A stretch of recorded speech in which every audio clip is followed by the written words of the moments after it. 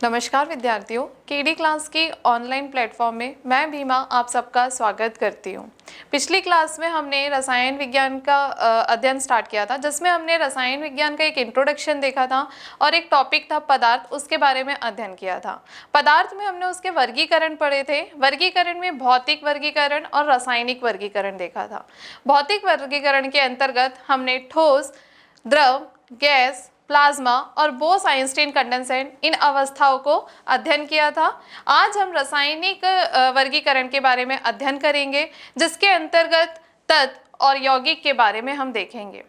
तत्व, इसको इंग्लिश में हम कहते हैं एलिमेंट। एलिमेंट शुद्ध पदार्थ होते हैं। अब याद ये रखिएगा कि जो रासायनिक संगठन के आधार पे संसार की समस्त वस्तुओं को हमने दो भागों में बांटा है, शुद्ध पदार्थ, अशुद्ध पदार्थ। शुद्ध पदार्थ यानी जिसमें किसी भी चीज का मिश्रण ना हो, जैसे नाम से ही समझ में आ रहा है शुद्ध। अशुद्ध यानी मिक्सचर या मिश्रण, जिसमें दो या दो से अधिक पदार्थों का मिश्रण हो, उसे ही हम अशुद्ध कहते हैं। तो शुद्ध के अंतर्गत हमने जैसे कहा कि संसार की समस्त वस्तुओं को दो भागों में बांटे हैं। तो दो वर्गीकरण हमने देखा, शुद्ध और अशुद्ध। शुद्ध के अंतर्गत हम पढ़ेंगे तत्व यानी यौगिक। तत्व और यौगिक। तत्व को हम कहते हैं एलिमेंट, तत्व को हम कहते हैं एलिमेंट और यौगिक को कहते हैं कंपाउंड। तो आज हम देखते हैं तत्व के बारे में। तत्व शुद्धतम पदार्थ की, याद ये रखिएगा कि यह शुद्ध पदार्थ है। शुद्ध पदार्थ की वह सरलतम अवस्था जिसे हम रासायनिक अथवा भौतिक प्रक्रिया या विधि द्वारा और संगठित या और उन्हें विभाजित नहीं कर सकते। तत्व जो होते हैं वह एकदम प्योर सब्सटेंस होते, शुद्ध पदार्थ होते, जिसे हम रासायनिक अथवा भौतिक विधियों द्वारा अधिक सरलतम संगठनों में विभाजित नहीं कर सकते।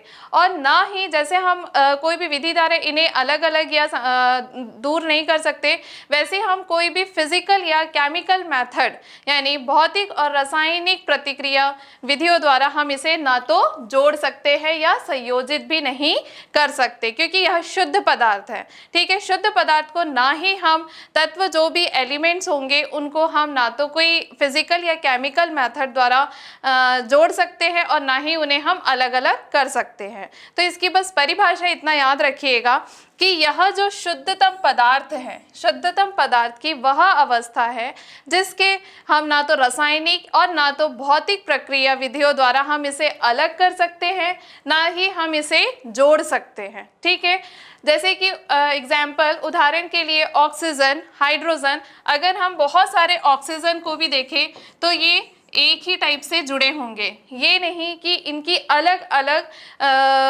एटम से जुड़े होंगे। ये जो इनके कण होंगे वह पूरे ही सेम होंगे, इसलिए हम क्या लिखते हैं, ऑक्सीजन इस टाइप से लिखते हैं। हाइड्रोजन, जैसे H2 लिखा है, गोल्ड, जितने भी गोल्ड के संसार में जितने भी एक गोल्ड होगा, एक ग्राम, उसमें जितने भी उसके कण होंगे वह पूरे ही एक ही क्वालिटी या एक ही अपनी गुणधर्म रखेंगे। संसार में अगर देखा तो एट प्रेजेंट 118 तत्व पाए जाते हैं। 118 में 94 जितने हैं वह प्राकृतिक द्वारा हमें प्राप्त है और 24 जो है वह प्रयोगशाला द्वारा हमें प्राप्त है। अब ये याद रखिएगा कि अभी एट प्रेजेंट वर्तमान में 118 एलिमेंट, 118 तत्व ज्ञात हैं, जिसमें कि 94 जो है यह हमें 94 जो है हमें प्राकृतिक द्वारा मिले गए हैं और 24 जो है वह हमें प्रयोगशाला द्वारा उत्पन्न होते हैं। हमने अभी तत्व के बारे में देखा। तत्व वह शुद्धतम अवस्था है, ठीक है, पदार्थ की वह शुद्धतम अवस्था है जिसे हम भौतिक या रासायनिक विधियों द्वारा ना तो सरलतम संगठनों में विभाजित कर सकते हैं और ना ही हम इसे विभाजित कर सकते हैं और ना ही दो अन्य सरल कणों की विधि द्वारा संयोजित, ना तो हम इसे विभाजित कर पा रहे और ना ही हम संयोजित कर पा रहे। मतलब वो जिस अवस्था में हमें प्राप्त है प्राकृतिक रूप से, हम उसे और उसमें कुछ भी अंतर नहीं ला पा रहे हैं। अगर वर्तमान में बात करें तो 118 तत्व हमें ज्ञात है, जिसमें कि 94 मैंने आपको बताया कि प्राकृतिक रूप से हमें मिलते हैं यानी नेचुरली, और 24 जो है वो हमें प्रयोगशाला द्वारा उत्पन्न होते हैं। इसके बाद आधुनिक संरचना यानी मॉडर्न थ्योरी के अकॉर्डिंग अगर हम तत्व की बात करें तो तत्व उन्हें कहा जाता है जिनके एक क्वालिटी इनमें ये होती है कि इनके सारे एटॉमिक नंबर, ठीक है, ये है एटॉमिक नंबर, क्या होने चाहिए, सेम होने चाहिए, समान होने चाहिए। मान लीजिए हमने लिखा हाइड्रोजन, तो हाइड्रोजन में H12 इस टाइप से रहेगा, मीन्स इनके जो एटॉमिक नंबर है यह सेम होने चाहिए। इसके बाद हम देखते हैं कि जितने भी हमने लिखा कि एक ये मॉडर्न थ्योरी के अकॉर्डिंग है कि हम इसमें जितने भी एटॉमिक नंबर पाए जाएंगे वह कैसे होने चाहिए, समान होने चाहिए। अगर हम इसकी बात करें द्रव्य के, यह तीनों अवस्था में, द्रव यानी कि पदार्थ, कल मैंने आपको बताया था द्रव और द्रव्य में फर्क होता है। द्रव मतलब होता है पदार्थ और द्रव्य मतलब होती है लिक्विड, ठीक है, जो कि एक अवस्था है। या द्रव्य के तीनों अवस्था में पाए जाते हैं, सॉलिड, लिक्विड और गैस में, ठोस, द्रव और गैस में, ये तीनों अवस्था में तत्व पाए जाते हैं। कुछ एग्जाम्पल हम देखते हैं। ठोस में जैसे कि कार्बन, ठोस में अगर हम देखें तो कार्बन, देखिए ठोस में अगर हम देखें तो कार्बन, द्रव में मरकरी और ब्रोमीन, गैस में अगर हम देखें तो कार्बन, हाइड्रोजन और ऑक्सीजन, ठीक है। ये देखिए जितने भी पदार्थ की तीनों अवस्था जो कि हमने पढ़ी थी कल, वो है ठोस, द्रव और गैस। तत्व जो होते हैं वह इनमें तीनों अवस्था में पाए जाते हैं। जब हम आगे मॉडर्न पीरियोडिक टेबल पढ़ेंगे, ठीक है, आवर्त सारणी जिसे कहते हैं, उसमें हम देखेंगे कि अलग अलग एलिमेंट्स है जो कि S block, P block, D block, F block में है। ये कुछ अलग अलग प्रवृत्ति में होते हैं, कुछ ठोस होते हैं, कोई गैस होते हैं और कोई द्रव होते हैं। तो जो एलिमेंट्स हैं, टोटल एलिमेंट्स मैंने कहा 118 एलिमेंट्स हैं, जिसमें कि 94 जो है वह जो प्राकृतिक रूप से हमें उत्पन्न होते हैं और जो 24 होते हैं वह हमें लेबोरेटरी में या मानव निर्मित होते हैं, जिसमें कि ये जो पदार्थ होते हैं वह तीनों अवस्था में होते हैं। ठोस में जैसे एग्जाम्पल हम देख रहे हैं कार्बन, जिसे हम लिखते हैं C। फिर द्रव्य में यानी कि लिक्विड में होते हैं मरकरी और ब्रोमीन। गैस में होते हैं कार्बन, हाइड्रोजन, ऑक्सीजन, ये गैस होती है। इसके बाद हम सभी तत्वों को मेंडलीफ की जो मॉडर्न पीरियोडिक टेबल है उसमें अरेंज करके रखे हैं, यानी कि हमने इसे इनके परमाणु क्रमानुसार हमने इसे अरेंज किया है। किसके परमाणु क्रमानुसार इन्हें हमने पीरियोडिक टेबल पे रखा है। हमने देखा कि जो भी एलिमेंट्स है, जितने भी तत्व है, 118 तत्व पाए जाते हैं, जिसे हमने मेंडलीफ जो है उनके द्वारा दी गई है आवर्त सारणी यानी पीरियोडिक टेबल, उसमें अरेंज करके रखे हैं। इसके बाद हम देखते हैं कुछ इंपॉर्टेंट फैक्ट्स जो कि प्रारंभिक परीक्षाएं में या वनडे एग्जाम्स में पूछे जाते हैं, और ये बहुत ज़्यादा इंपॉर्टेंट है, इसलिए इन्हें हम फैक्ट्स को देखते हैं। सबसे पहले भूपर्पट्टी यानी अर्थ क्रस्ट में जो सबसे सर्वाधिक मात्रा में पाया जाता है वह है ऑक्सीजन। ऑक्सीजन का जो परसेंटेज है वो याद रखिएगा कि 46.6%, 46 पॉइंट, या एनसीईआरटी में और लूसेंट में डिफरेंट दिया है, तो 46 से 49% एक एवरेज लेके चलते, बट एक एग्जैक्ट जो है 46.6% भूपर्पट्टी में ऑक्सीजन पाया जाता है। इसके बाद सर्वाधिक कम मात्रा में जो पाया जाता है वह है एस्टेटिन। एस्टेटिन एक ऐसा एलिमेंट है, तत्व है, जो कि भूपर्पट्टी में सर्वाधिक कम मात्रा में पाया जाता है। उसके बाद भूपर्पट्टी पर सर्वाधिक धातु यानी कि मेटल जो पाई जाती है वह है एल्यूमिनियम। वायुमंडल में सर्वाधिक मात्रा में पाया जाने वाला जो तत्व है यानी एलिमेंट है वह है नाइट्रोजन। ये नाइट्रोजन है जो कि सर्वाधिक मात्रा में जो हमारे वायुमंडल में यानी एटमॉस्फेरिक प्रेशर, हमने लास्ट ईयर का अगर एमपीपीएससी प्री दिया था तो इसमें यह सवाल पूछा गया था कि वायुमंडल में सर्वाधिक मात्रा में पाया जाने वाला तत्व 3-4 ऑप्शन उसमें थे, नाइट्रोजन, ऑक्सीजन, इसका सही आंसर है नाइट्रोजन। तो ये जो इंपॉर्टेंट फैक्ट्स है ये हमारे लिए मोस्ट इंपॉर्टेंट है कि चाहे आप वनडे एग्जाम्स देखो या कोई भी MPSI इस टाइप की परीक्षा देखें। तो इसके बाद हम देखते हैं मानव शरीर में सर्वाधिक मात्रा में पाया जाने वाला जो तत्व है वह है ऑक्सीजन, जितने 65% में पाया जाता है। सबसे हल्का जो धातु है, सबसे हल्का तत्व जो होता है वह है हाइड्रोजन। हाइड्रोजन जो है वह सबसे हल्का तत्व माना जाता है। पृथ्वी पर ऑक्सीजन जो है 46 से 49% पाई जाती है, सामान्य मानव शरीर पर यह 65% है। अब देखिए ये जो इंपॉर्टेंट फैक्ट्स है ये आपको परसेंटाइल याद ही रखना पड़ेगा, इसका कोई ऑप्शन नहीं है। तो एक बार इनको क्विक रिवाइज कर लीजिए और ये कंठस्थ ही होना चाहिए क्योंकि ये फैक्ट्स है जो कि तत्व से रिगार्डिंग पूछे जाते हैं। सर्वाधिक मात्रा पे यानी कि अर्थ क्रस्ट पे सबसे ज़्यादा जो पाया जाता है वह है ऑक्सीजन, 46.6 परसेंटाइल, 46.6% क्या पाया जा रहा है ऑक्सीजन। इसके बाद सर्वाधिक कम मात्रा में जो पाया जा रहा है वह है एस्टेटिन। एस्टेटिन एक तत्व होता है जो कि सर्वाधिक कम मात्रा में पाया जाता है। इसके बाद भूपर्पट्टी पर जो सर्वाधिक मात्रा में तत्व पाया जाता है वह है एल्यूमिनियम। वायुमंडल में यानी एटमॉस्फेरिक प्रेशर में जो सर्वाधिक मात्रा में पाया जाने वाला तत्व जो कि मैं आपको बताई लास्ट ईयर एग्जाम में पूछा गया था वह कौन सा है, नाइट्रोजन। मानव शरीर में सर्वाधिक मात्रा में पाया जाने वाला तत्व ऑक्सीजन है जो कि है 65%। इसके बाद अगर हम देखें तो सबसे हल्का जो तत्व है, हल्का तत्व जो है वह है हाइड्रोजन, और जो पृथ्वी पर ऑक्सीजन की जो मात्रा है वह 46.9% और मानव शरीर में जो ऑक्सीजन की मात्रा है वह है 65%।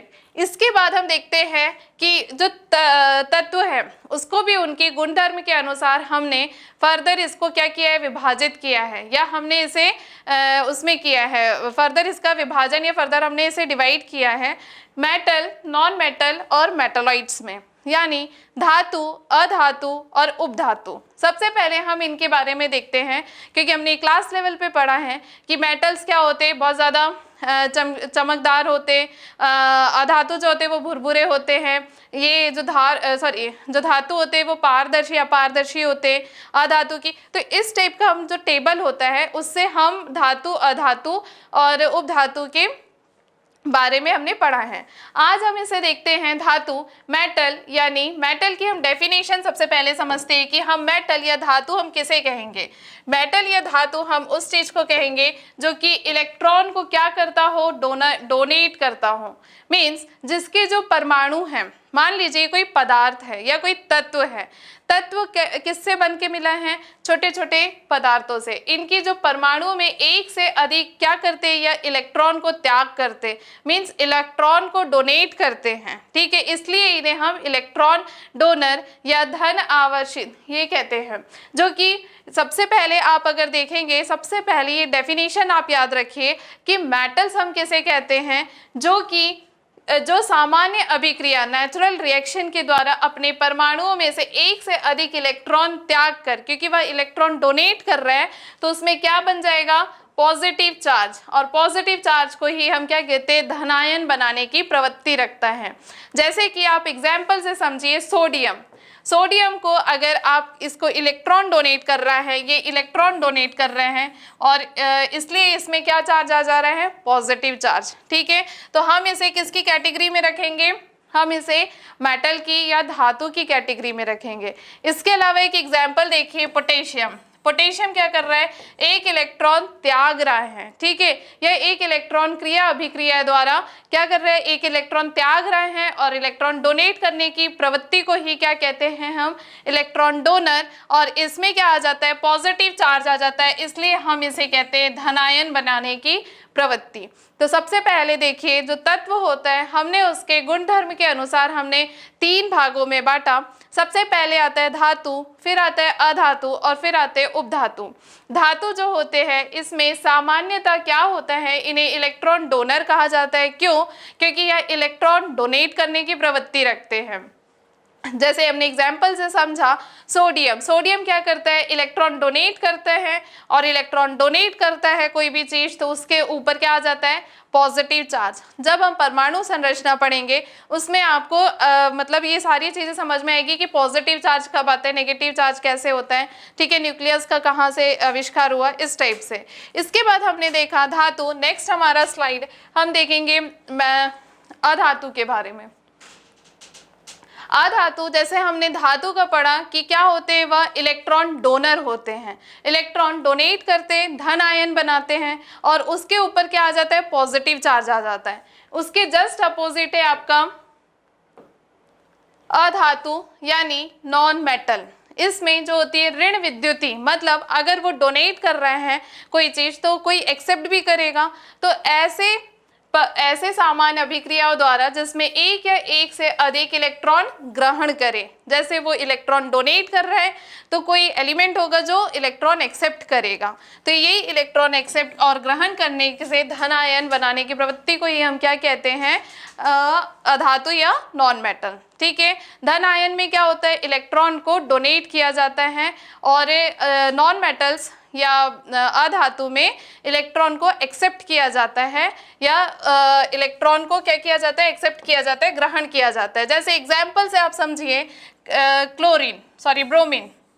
ब्रोमीन क्या कर रहा है, इलेक्ट्रॉन को डोनेट कर रहा है, ठीक है, इलेक्ट्रॉन डोनेट कर रहा है, और यह चार्ज क्या कर रहा है, नेगेटिव बना रहा है। तो यही प्रवृत्ति जो होती है किसकी होती है, नॉन मेटल या अधातु की। ठीक है, इसके बाद हम देखते हैं मेटालॉइड्स। मेटालॉइड्स को हम कहते हैं उपधातु।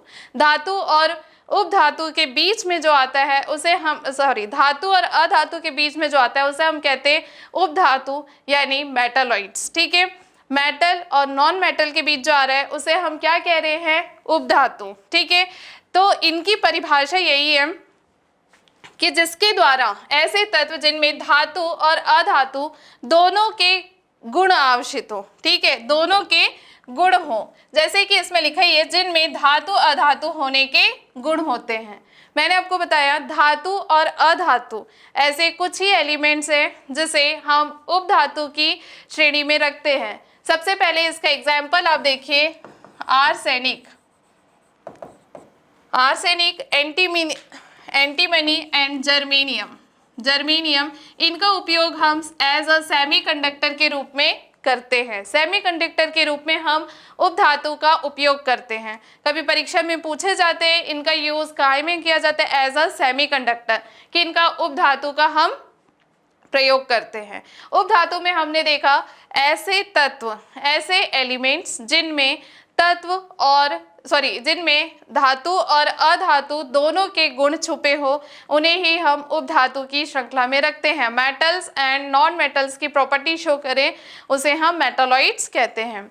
हमने उदाहरण पे देखा आर्सेनिक, एंटीमनी, जर्मेनियम, ये तीन जो है यह क्या होते हैं, उपधातु। इनका उपयोग हम किस में करते हैं, एज अ सेमीकंडक्टर। कुछ इंपॉर्टेंट फैक्ट्स दिए हुए हैं क्योंकि इनसे रिगार्डिंग क्या होता है कि वन लाइनर फैक्ट्स ही पूछे जाते हैं। सबसे पहले हम देखते हैं कुल तत्वों में धातुओं का प्रतिशत। जितना हम आगे आवर्त सारणी पढ़ेंगे, पीरियोडिक टेबल, जिसमें मैंने आपको बताया 118 क्या है, तत्व हैं, ज्ञात तत्व है, जिसमें अब metal, non metal and metalloids, यानी कुछ जो होंगे वो क्या होंगे, धातु होंगे, कुछ अधातु होंगे और कुछ उपधातु होंगे। तो टोटल जितने भी तत्व है उसमें 80%, ठीक है, 80% क्या पाए जाते हैं, धातुएं पाए जाते हैं। 80% धातु होते हैं और 20% अधातु पाए जाते हैं। कमरे के ताप पर द्रव यानी कि लिक्विड में जो पाया जाता है वह होता है मरकरी, वह है मरकरी। याद ये रखिएगा क्योंकि ये क्या है, एक्सेप्शनल यानी अपवाद है। तो ऐसे ही क्वेश्चन आते हैं कि कमरे के मतलब रूम टेम्परेचर पे ऐसा कौन सा एलिमेंट है जो कि लिक्विड अवस्था में पाया जाता है, तो कौन सा है, मरकरी। कमरे के ताप पर द्रव में अधातु जो पाया जाता है वह है गैलियम और ब्रोमीन। ठीक है, गैलियम और ब्रोमाइन ये दिया गया है। कमरे के ताप पर द्रव से जो अधातु पाया जाता है वह कौन सा है, एक तो याद रखिए गैलियम, दूसरा है ब्रोमीन। ये दोनों ये इसलिए इम्पोर्टेंट है क्योंकि ऐसे दो ही अधातु है जो कि कमरे के ताप पर क्या पाए जाते हैं, द्रव अवस्था में पाए जाते हैं, यानी लिक्विड में पाए जाते हैं। सबसे पहले गैलियम, ब्रोमीन तो सभी जानते हैं बट गैलियम भी याद रखिएगा, ठीक है। तो याद ये रखना है कि कमरे के ताप पर ऐसा कौन सा धातु है जो द्रव अवस्था में पाया जाता है। तो धातु जो है वह मरकरी, मरकरी को हम जो लिखते हैं वो Hg से डिनोट करते हैं। इसके बाद कमरे के ताप पर जो द्रव अवस्था में नॉन मेटल यानी अधातु पाया जाता है वह गैलियम और ब्रोमीन। इसके बाद जो सबसे हल्की धातु यानी मेटल जो होती है वह है लिथियम, Li से डिनोट करते हैं। और जो सबसे भारी जो है वो है ऑस्मियम, ऑस्मियम को हम OS से डिनोट करते हैं। विद्युत की सर्वोत्तम जो good conductor of heat and electricity होती है, ठीक है, जैसे हम क्या कहते हैं, सुचालक, जो पाई जाती है वो है चांदी। इसलिए आप देखेंगे कि जो कॉपर वायरिंग या चांदी की इसकी वायरिंग की जाती है। चांदी या कॉपर की विद्युत की सर्वोत्तम सुचालक धातु जो होती है वह होती है चांदी और कॉपर। इसके बाद अंतिम जो खोजा गया तत्व है, ठीक है, जो मैंने आपको बताया कि हमारे पीरियोडिक टेबल में 117 थे एलिमेंट्स, अभी प्रेजेंट में 118 एलिमेंट खोजा गया है जिसका नाम दिया गया है ऑर्गेनेशियम, ठीक है। ये इसका नाम दिया है ऑक्टेनियम। ऑक्टेनियम या इस टाइप से दिया गया है कि जैसे कि हम बोलते हैं हेप्टेन, ऑक्टेन, तो इसी के अकॉर्डिंग हमने ऑक्टेन का नाम दिया है। अब एक बार इसे रिवाइज कर लीजिए कि फैक्ट्स को कि कुल तत्वों में जो हमारा पीरियोडिक टेबल है, आवर्त सारणी में जितने भी एलिमेंट्स है, तत्व है, उसमें पाए जाने वाले धातुओं का परसेंटाइल है 80%। जो कमरे के ताप पर जो द्रव अवस्था में पाया जाने वाला जो तत्व है वह है मरकरी, ठीक है, मरकरी। इसके बाद इसे हम Hg, मरकरी यानी Hg से शो करते हैं। इसके बाद जो नॉन मेटल जो द्रव अवस्था में पाया जाता है वह है ब्रोमीन और गैलियम। ब्रोमीन सब जानते हैं बट गैलियम को भी आपको रिमाइंड करना है। इसके बाद जो सबसे हल्की धातु है वह है लिथियम, सबसे भारी धातु जो है वह है ऑस्मियम। इसके बाद विद्युत की सर्वोत्तम जो धातु गुड कंडक्टर या सुचालक जो तत्व होता है वह है चांदी और कॉपर।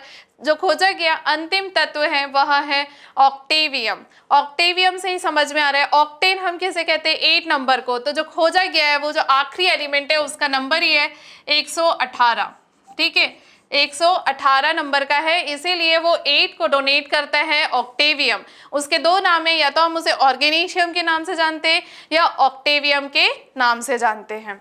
इसके बाद हम देखते हैं, जैसे हमने इसके पहले पढ़ा कि तत्व को हमने धातु, उपधातु और अधातु में विभाजित किया। एक टेबल के फॉर्म में हम समझते हैं धातु और अधातु को। धातु क्या होती है, सामान्यतः ठोस अवस्था में पाई जाती है। सबसे पहले इसका हम देखते हैं जो पदार्थ की हमने अवस्थाएं देखे थे तीनों, ठीक है। अब संसार की जितनी भी समस्त वस्तुएं जो होती है वह पदार्थ होती है, वो तीनों अवस्था में से कोई भी अवस्था में पाई जा सकती है। तो जो धातु होती है वह सामान्यतः क्या होती है, ठोस होती है।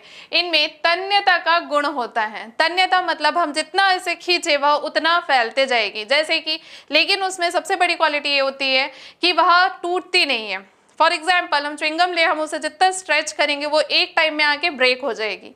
बट अगर हम मान लीजिए मेटल, जैसे कि हमने गोल्ड लिया, ठीक है, गोल्ड को हम जितना भी उसको थिन शीट में, पतली सी शीट में प्रेस करते रहेंगे बट वो टूटेगी नहीं, ब्रेकेबल पॉइंट नहीं आएगा, वो क्या हो जाएगी, पतली सी शीट बन जाएगी। तो हम इसे ही बोलते हैं कि जो धातु में जो इसकी सबसे पहली क्वालिटी होती है वह ये होती है कि वह तन्यता की गुण रखता है। दूसरा, अगर हम देखें तो ये अधातु तीनों अवस्थाएं में पाई जाती है, यानी ठोस, द्रव और गैस तीनों अवस्थाओं में पाई जाती है। फिर जो धातु होती है वह अपारदर्शी होती है, मतलब फॉर एग्जाम्पल अगर ये ब्लैक बोर्ड है तो हम क्या इसके पीछे देख पा रहे, नहीं, तो ये क्या है, अपारदर्शी। इसके बाद जो अधातु होते हैं वह यह भुरभुरे होते हैं, जैसे कि जो धातु होते हैं वो कैसे होते हैं, चमकदार होते हैं, और अधातु जो होते हैं वह भुरभुरे होते हैं। धातु की एक और कि यह उच्च गलनांक रखते हैं, यानी इनका जो मेल्टिंग और बॉइलिंग पॉइंट होता है यह उच्च हाई टेम्परेचर के होते, क्वांथक और मेल्टिंग पॉइंट, ठीक है। इसके बाद इनके दोनों कम होते, मेल्टिंग और बॉइलिंग पॉइंट जो अधातु के होते वह कम होते हैं। सभी धातुएं विद्युत की सुचालक होती है। जितने भी मेटल्स हैं वह क्या होते हैं कि इलेक्ट्रिसिटी के गुड कंडक्टर्स होते हैं। जैसे कि आप ब्लैक बोर्ड ले लीजिए, अगर हम इसे प्लास्टिक के किसी चीज से टच कर रहे हैं तो यह इलेक्ट्रिसिटी कंडक्ट नहीं कर रही है, लेकिन अगर हम इसमें किसी भी चीज का फ्लो कर दे रहे, लाइक वाइज हम स्टील के कोई भी बर्तन से टच करें तो वो क्या करते हैं, एक सेंसेशन देता है। दैट मीन्स कि यह धातुएं जो होती है विद्युत की सुचालक होती है, गुड कंडक्टर्स ऑफ इलेक्ट्रिसिटी होती है। इसमें कुछ अपवाद हैं, जैसे कि ग्रेफाइट गैस तथा कार्बन को छोड़कर सारी धातुएं क्या होती है, कुचालक यानी बैड कंडक्टर्स होती है। इसके बाद हम धातु का एक गुण देखते हैं कि आपस में मिलकर समांगी मिश्रण बनाते हैं। जितने भी धातुएं होते हैं वह क्या करते हैं, एक दूसरे में मिल जाते हैं और मिल करके ऐसा मिश्रण बनाते हैं जिसे हम बाद में सेपरेट या अलग अलग नहीं कर सकते हैं। जैसे कि कोई भी धातु के साथ मरकरी का अगर हम मिश्रण किया जाए तो इसे हम कहते हैं अमलगम। ये याद रखना है कि कोई भी धातु के साथ हम अगर मरकरी का मिश्रण कर रहे हैं तो उसे हम कहते हैं अमलगम। फिर यह पारदर्शी, अपारदर्शी और कुछ पारदर्शी होती है।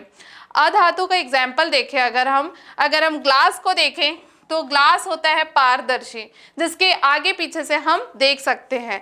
अपारदर्शी जिसमें से वन साइड से हम देख सकते हैं। जैसे कि कुछ ग्लासेस होते हैं जो कि क्लासरूम या घर पे लगे रहते हैं, जिसमें कि हमको ये तो समझ में आता है कि पीछे इसके पीछे कौन खड़ा है, बट हम ये रिकॉग्नाइज नहीं कर पाते या क्लियरली नहीं देख पाते हैं। ऐसे चीजों को हम कहते हैं अपारदर्शी। तो यह दोनों ही कैरेक्टर रखते हैं कौन, अधातु। हमने इसके टेबल के फॉर्म में समझा कि धातु और अधातु में अंतर क्या होता है। सबसे पहले हमने धातु जो देखा वह ठोस अवस्था में होते हैं, लेकिन जो अधातु होते हैं वह तीनों अवस्था में पाए जाते हैं। उसके बाद जो धातु होते हैं वो चमकदार होते हैं, लेकिन अधातु कैसे होते हैं, भुरभुरे होते हैं। धातु के मेल्टिंग और बॉइलिंग पॉइंट उच्च होते हैं, क्वांथक और गलनांक जो होते पॉइंट होते हैं वो हाई होते हैं, लेकिन जो अधातु होते हैं उसमें दोनों ही कम होते हैं। इसके बाद हमने पढ़ा कि धातुएं विद्युत की यानी इलेक्ट्रिसिटी की सुचालक होती है और यह कुचालक होती है। उसके बाद हमने कहा कि धातु को हम कोई भी मरकरी में अगर हम करते हैं तो वह अमलगम बनाता है। जो अधातु होते हैं वह पारदर्शी, अपारदर्शी दोनों होते हैं। Thank you class.